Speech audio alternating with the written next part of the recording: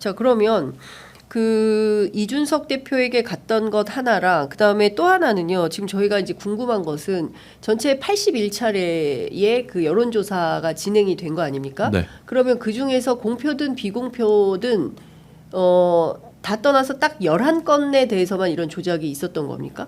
일단은 그 11건은 비공표 조사 기준으로 말씀을 드린 거고요. 비공표. 예. 공표 조사 같은 경우에는 그 이제 여론조사위원회에서 감시를 하고 있기 때문에 네, 열심히. 네, 심의위원회에서 감시를 하고 있기 때문에 예. 그 조작은 하지 않았고 조작이 불가능하다라는 취지로 강혜경 씨도 진술을 하셨고 명태균 씨도 그렇게 진술을 한 걸로 알고 있거든요. 예. 그래서 조사 대상에서 공표는 제외가 됐었고요. 다만 그 비공표 조사 이후에 이제 면밀 조사, 네. 면밀 조사 관련해서는 여러 가지 의혹들을 검찰에서 제시하시긴 하셨는데 강혜경 씨는 뭐 관여한 바 없어서 뭐 조작하신 바도 없고 그게 뭐 조작이 안 된 것 같은데 본인이 알기로는 일단 그렇게만 진술을 하신 상태입니다. 검찰이 면밀 조사와 관련해서 주로 질문하는 각은 어떤 거였습니까?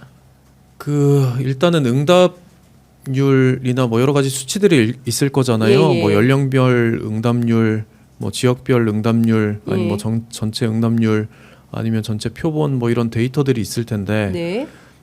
주로 의심을 가졌던 거는 면밀 조사에서 그 뭐 30대보다 이제 20대 그 응답률이 좀 지나치게 높았다거나 보통의 여론조사 같은 경우에는 5에서 한 10% 정도 응답률을 가지고 있는데 보통. 예. 네, 몇 건의 면밀 조사에서는 거의 14%에 육박하는 그런 응답률을 가졌다거나 예. 네, 그런 부분들에 대해서 의혹을 제기를 하셨거든요. 근데 예. 그거에 대해서 강혜경 씨는 뭐 관여한 바는 없으셔서 네, 사실 그 부분은 모른다라고 진술을 하셨고요. 예.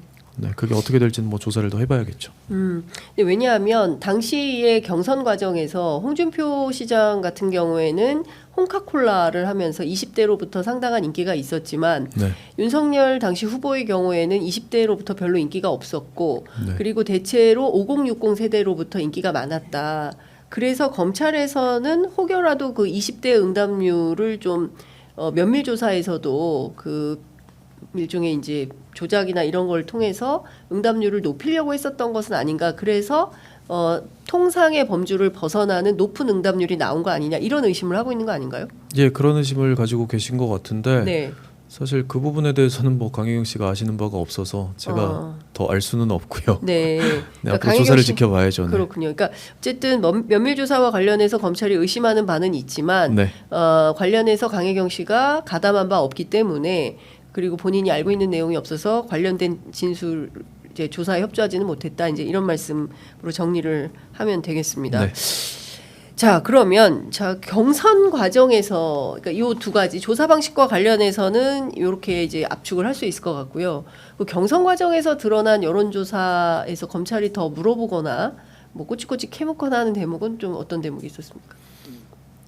일단 전체적으로 그 조작이 어떻게 됐는지와 더불어서 네. 명태균 씨가 이거를 어떻게 활용을 한다고 들었는지 예, 그 부분이 주로 질문이 들어왔었고요. 네. 그게 왜 중요하냐면 법리적으로 봤을 때 이제 정치자금법 위반이라고 하는 거는 뭐 예비 후보자들 사건도 마찬가지고 여러 가지 명태균 씨가 뭐 공천 관련한 대가를 빌미로 다른 사람의 돈을 통해서 뭐 여론 조사를 했다거나 아니면 무료로 여론 조사를 했다거나 이런 의혹들이잖아요.